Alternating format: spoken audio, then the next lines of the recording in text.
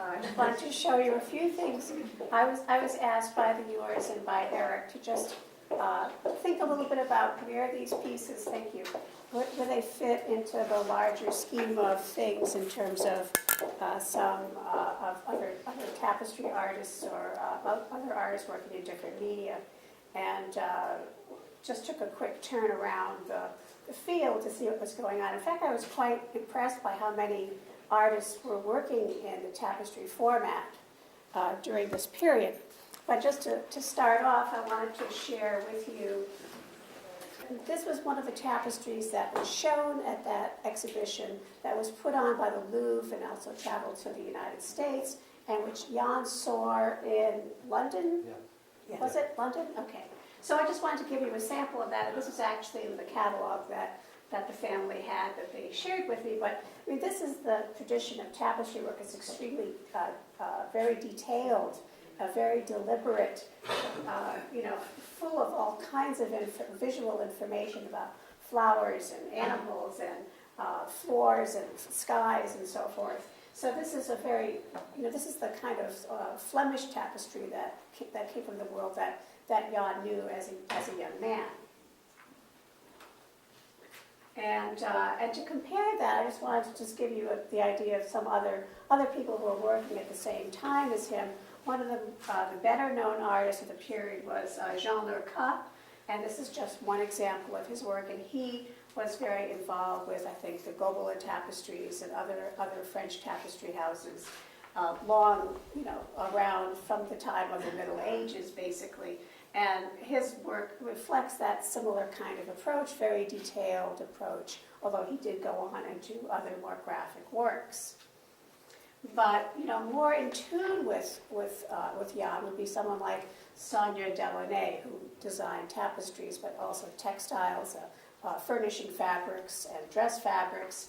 And this is just one example of her work from, I think, pre-war. But to give you an example of someone who's using large color fields in a similar manner. Next one. And Herbert Bayer, the great graphic artist, better known for his book designs and so many other graphic kind of art forms. But this, I believe, is a carpet, not a tapestry. I apologize, but this is sort of similar. And again, using large fields of color in a very bold, geometric way. Next one, Victor Vasarely. We often think of him as the father of op art. There's a wild colored things, but he also worked in black and white. And here he's using positive and negative. Eric mentioned the use of positive and negative forms.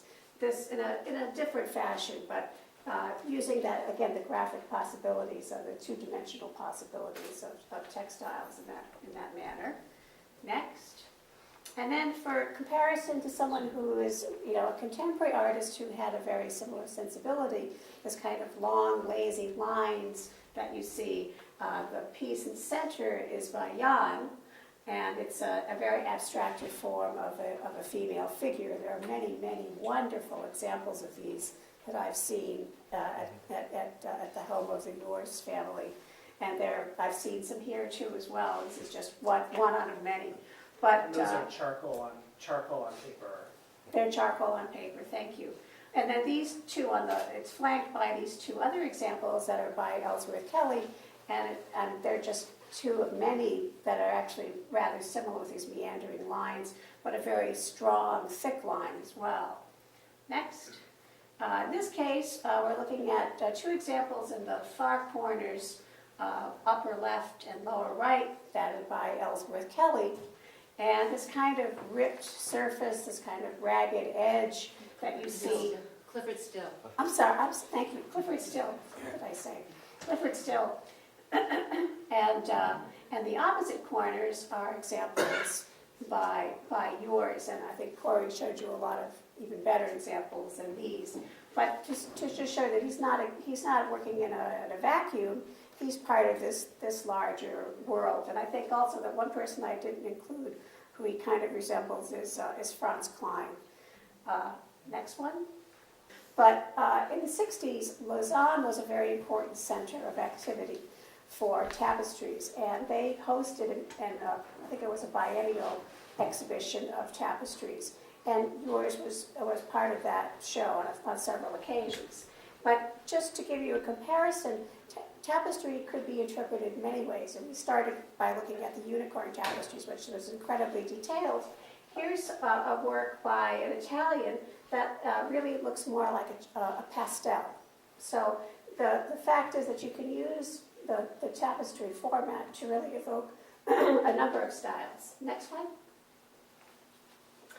This is a fellow who I think was Hungarian, István Ban, and his work is more in tune with that unicorn tapestry, extremely detailed, many figures, activity going on, and some banners describing activity. So he's really in the more traditional camp. Next one. Here it's more like a print or a painting where you're actually using a kind of sgraffito action to remove some of the paint. But in fact, this is all done with the needle and thread. Next. This was a surprise to me. This is Le Corbusier, which I would never have guessed. And it looks like a kind of a sketch that's then been rendered as a tapestry format. Next. And I think this is the last one. This, to me, is almost like a pencil sketch. A woman named Denise Wojta from Poland, and it was woven in Greece. But the other point about nearly all of these artists, just see if there's one more. Oh yeah, I just had a couple to finish up with. Everybody that you see here, all of their work was done at a studio, an atelier, or a Gobelin tapestry house, of major historic importance. By contrast, all the work that was done with the Yoors folks was Marianne, Anna Baird. I mean, it was just really by the sheer strength of their own convictions and energies that these things happened. So I hope that gives you a little background. And this is just one of my favorite pieces. So if I could take one home, this is the one I think I would take. Just a hint. Do you want to gift wrap? Oh yes. I don't even need gift wrapping. I'll just take it under my arm.